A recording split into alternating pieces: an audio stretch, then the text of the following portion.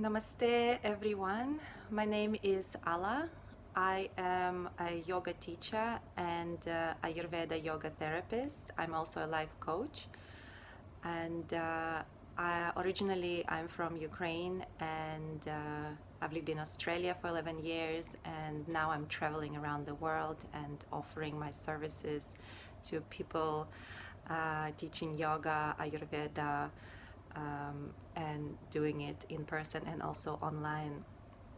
So today's topic I want to talk about is the difference between um, Ayurvedic approach to health and how it is different from allopathic approach, and how we can see the ways that we can heal ourselves.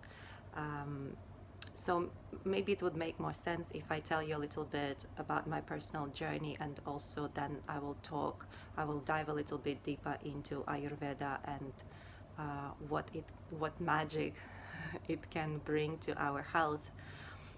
So basically, about a year and a half or 2 years ago, I became quite unwell. And when I say unwell, I mean generally. So my health was just deteriorating, and I was working a lot and feeling chronic fatigue. I had digestive issues all my life, pretty much, and I was experienced different like hormonal imbalances and headaches and migraines and whatnot. So the list goes on and on. There was a lot of stiffness in my body, even though I've been practicing yoga and teaching yoga. My body was paining. There was a lot of pain and stiffness and tension. So I was holding to a lot of emotional tension, a lot of toxic debris I did not know existed in my body, because in my mind I was thinking that I teach yoga, so it should be fine. Why is my body reacting in, like, why is my body so stiff, and why is it paining? Because it didn't make any sense, and I was looking for answers. And at some point I just wanted to stay in bed. I didn't have any energy to face the world and to carry on with my life. It just felt depressing because of the pain. So people who are in chronic pain would understand what I'm talking about. When you're in chronic pain, it can really get into your mental state, and you can start to feel quite desperate for any kind of relief. And I suppose that's when people usually come towards holistic therapies, any kind of holistic healing, or what they call maybe alternative medicine, because initially we've been programmed that, if something's paining, just take a pill for that, like take a pill for the headache, and then you just mask the symptom like that, or take a pill if something's hurting, but you don't get to the root cause of it. So I was not in that kind of mentality. I was always drawn towards holistic medicine. I was drawn towards natural healing, but I just did not have the correct knowledge and wisdom and understanding. So the information, the correct knowledge is actually really important, number one. And number two is it's important to apply. If you receive that knowledge, that sacred knowledge, you need to also apply to take a, I don't know, I don't want to say to take a risk to do it, because it's not a risk, but in our mind it can feel like taking a risk, because if we've been programmed that all you're supposed to do is just mask the symptom with some pill, then going towards changing a whole lifestyle can be very scary, because that would mean changing your diet, changing your routine, changing exercise. Maybe your relationships need to change as well for you to step into this kind of empowered state of taking charge of your health. And if people around you are not yet willing to face their own health issues in this kind of bold way, where you need to make dramatic changes, not everybody likes change. uh, some relationships do dissolve, and it's just natural, so you then get drawn more towards the people who will support you on this journey. So for me, it was just basically about getting to the right knowledge. And so I was living with an Indian girl at the time in Australia who knew something about Ayurveda. She every now and again she would just tell me about Ayurveda, and I knew about Ayurveda, and I even practiced some aspects of it, but not to the depth. So I felt at that moment like I have nothing to lose. I just want to relieve. I just want to find the answer to what is happening in my body, and how I can, like, what is this? What is going on? So the opportunity presented itself to go to India and to study Ayurveda yoga therapy. So I sold everything back in Australia. In 2 months, I was already on my way to India, and I decided I will just travel afterwards and just teach yoga and Ayurveda to people. So I came to India, and I learned all I could learn. I kept on learning throughout a year and a half that I stayed in India, and I was practicing the program that that was designed to help with my specific needs, and that's what I offer people now. And that's when I learned about Ayurvedic ways and how to apply it in my life to heal myself. So here I am now, and now that I'm in a very different state, mentally, physically, emotionally, spiritually, that I was 2 years ago or a year and a half ago. So now I can also offer to people the solutions that I once was looking for, and perhaps inspire someone or guide someone to make these changes, because it can be a little bit intimidating, but it is also highly transformational. And when you go through this healing journey and you look back, then you can really see how you've transformed and what changes you went through, and how you can, like, how you never thought these changes could ever be possible, how to even be in a healed state where you've suffered some condition for, like, chronically throughout your whole life. So now I guide people to who experience health issues, compromised health and painful symptoms, to feel free and energized in their mind and body with my one-on-one online Ayurveda yoga therapy program. So I want to talk a little bit more about Ayurveda. So it is a science of life. It is the science that has been around for over 6,000 years, and way longer than allopathic medicine, way longer. It was practiced in India for very long, since ancient times, and it is part of the Vedas. So both yoga and Ayurveda come from the Vedas, from the Indian ancient scriptures that tell you how to live your life in a way where you can live a healthy life. And for many of us, the word health, I don't know, it can mean different things, and we normalize sometimes our pain and our suffering, because everybody, well, not everybody, but the majority of population does suffer, right? We suffer pain, we suffer discomfort and symptoms and disease. And so when everybody around you is suffering, it becomes normal. It feels like it's just part of life. Or like when you get older, it is understood that you're gonna get sick. But if you follow Ayurvedic principles of living, and you learn about your constitution, and you learn about what is your present dominant element according to Ayurveda, and learn to eat the foods that help you to stay in balance, and you can meditate in a way where it helps you to keep your mind calm and not in a turbulent kind of state. You can learn how to live a healthy routine. So dinacharya, it's called. It's the routine that you follow daily, that help you to stay in balance and connected. It could be rituals that you do when you apply oil, for example, on your body, or when you do oil pulling or whatnot. There's different ways to stay balanced, and the food, again, I stress, is extremely important.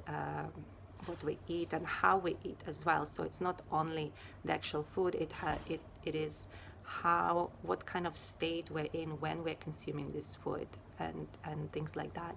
So Ayurveda looks at how to preserve health and how to get to the root cause of any kind of symptom or sign or disease. So usually what happens is, at first you experience when you get out of balance, or it's called vikruti in Ayurveda. When your body is out of balance because of incorrect lifestyle, what happens is, at first you might experience some signs of being unwell, and if you continue to live a lifestyle that is not supportive of your constitution, of your specific needs, and you go against your nature. The nature is prakriti, so that's your, what you've been born with, that stays with you for the rest of your life. But vikruti is the imbalance, so because of incorrect lifestyle. So when you live according to your prakriti, according to your nature, then vikruti would not happen. But in the current world, it is very difficult to maintain that balance, because we've been programmed about mainstream ways of eating, and the lifestyle has become so stressful for people, so hectic. There is no balance between work and leisure. There is no balance between the foods that we consume and how we consume them, and where this food has been grown and where it's been brought from. And there's just this, the whole world has become a little bit more, well, not a little bit, but it has become a lot out of balance. So living in the world and trying to live according to your prakriti, your nature, you need to then make very conscious choices to do that, and not to follow mainstream ideas. There is no one size fits all in Ayurveda, and in Ayurveda they look at the individual as a whole. So they don't look, say if you have a headache, nobody is going to give you a pill just for headache. They ask a question: why is the headache there? What is it related to? The doctor would look at your constitution. They would ask you questions about your lifestyle, about your past conditions, about your relationships, about what's happening in your life. So they look at all the different aspects, what you're eating, how you're sleeping. So they're trying to get to the root cause of why that headache, or why that pain, or why that disease appeared in the first place. Because nothing really just randomly appears. It according to yoga philosophy, we have 5 bodies. They're called panchakoshas. So when we experience the physical symptoms of disease or some kind of imbalance, it doesn't, unless there has been some injury suffered, that sudden injury, some accident. Usually, if this is like a chronic condition that started to happen, it would be first manifested in our subtle body. We have this subtle anatomy. So we can look at other bodies as a physical anatomy that we can physically see with our eyes. And there is the subtle body anatomy, and that's your chakra system, and that's your nadis, or in Chinese medicine they're called meridians, the energy channels. And the chakras are the like the whirlpools of energy, this wheels that are located along the spinal cord. And when we look at the subtle anatomy, the subtle energy, we can't really see with our naked eyes unless the person has some specific gift to be able to do it. Maybe they're highly sensitive towards the subtle energy. They might be able to actually see your aura, and they might be able to see your chakras clearly. And the point is that the disease doesn't manifest out of the blue. It happens over time, and sometimes it gets neglected for a very long time, and then it can turn into more serious conditions. So it might come from our beliefs, from the mental body. We have the physical body, the pranic body, which is our energy body. We have our mental body, we have our intellectual body, and we have the body of bliss. And so it moves from a more gross to more subtle. And so if we suffer some trauma, for example, on the level of our soul, on the level of our mind, we might develop some beliefs that over time start to create some blockages in the pranic body, in the energetic body. And the energy becomes, it can become blocked, so it doesn't flow freely, or it might flow in the wrong direction. And when it happens for a long enough time, this is when it can start to manifest in the physical as pain or some kind of symptom. And so on the physical level, because the majority of population identifies with the physical body, they might only think in the terms of, suddenly this happened to me and I don't know why. And then what logically they would do, they would go to the doctor and they say, I have this problem. And allopathic medicine doesn't look at you holistically, so they just treat the symptom.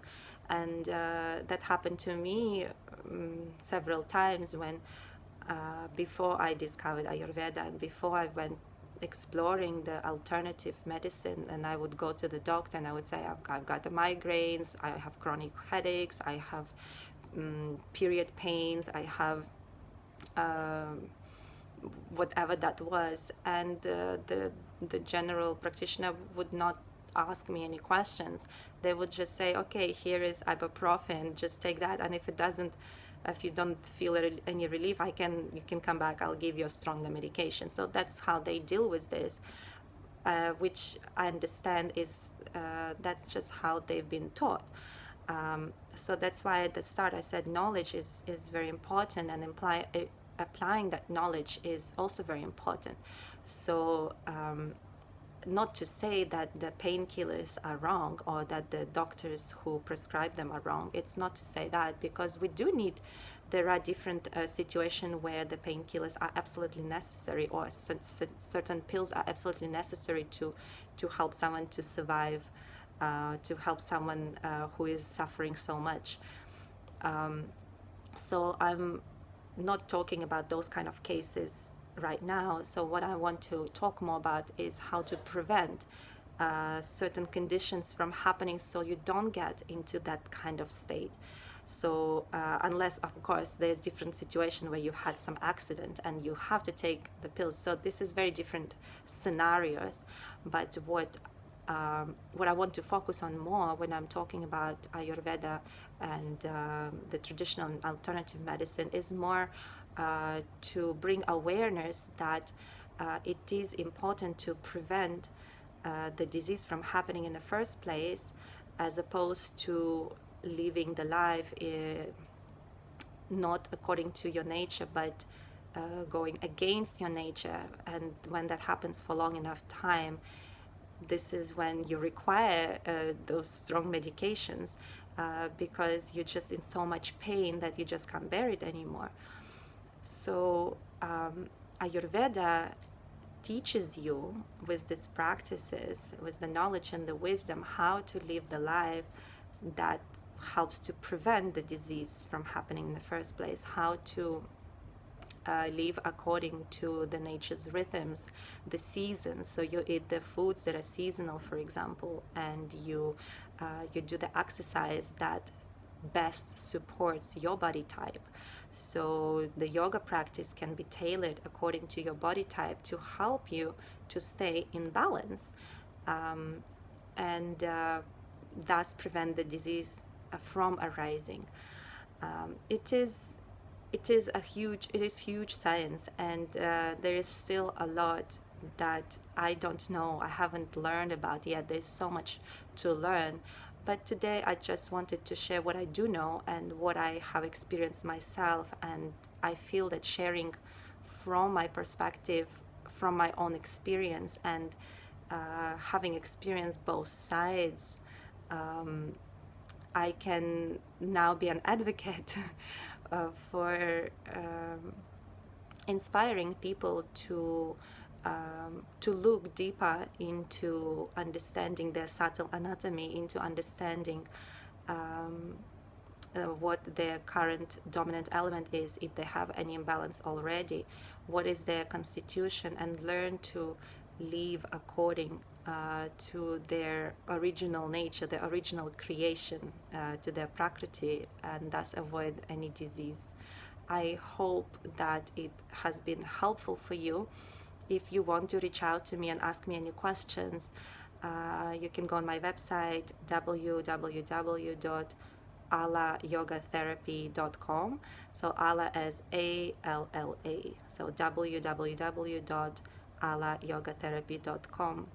I would be very happy to answer your questions and to help you further on your healing journey. Thank you so much for listening, and goodbye for now.